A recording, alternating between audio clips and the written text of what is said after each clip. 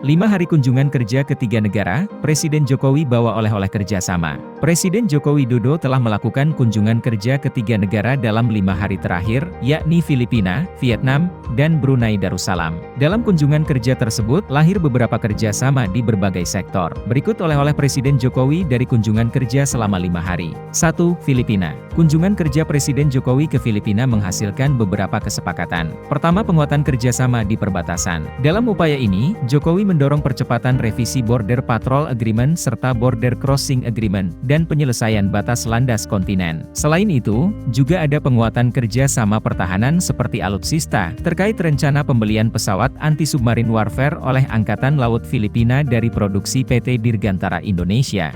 Di bidang ekonomi, Indonesia dan Filipina sepakat untuk terus membuka akses pasar sebagai upaya untuk meningkatkan perdagangan kedua negara. Selanjutnya, kedua negara juga sepakat untuk memperkuat kesatuan dan sentralitas ASEAN. 2. Vietnam. Kedua negara sepakat memberikan kemudahan dan perlindungan investasi masing-masing negara. Kemudian Indonesia dan Vietnam juga sepakat penguatan kerjasama ketahanan pangan antara kedua negara. Ketiga, kerjasama teknologi, informasi, dan komunikasi untuk mendorong kemajuan industri digital kedua negara. Indonesia dan Vietnam menyepakati kerjasama di bidang ekosistem mobil listrik dan baterai, serta transisi energi, seperti komitmen investasi Finfast senilai 1,2 miliar US dollar untuk pembangunan ekosistem mobil listrik dan baterai di Indonesia, yang diharapkan segera terrealisasi. 3. Brunei Darussalam. Di Brunei Darussalam, Presiden Jokowi bertemu dengan sejumlah pengusaha. Jokowi menawarkan investasi di Ibu Kota Nusantara, Kalimantan Timur. Ia pun memberikan sejumlah insentif bagi investor baik super tax deduction,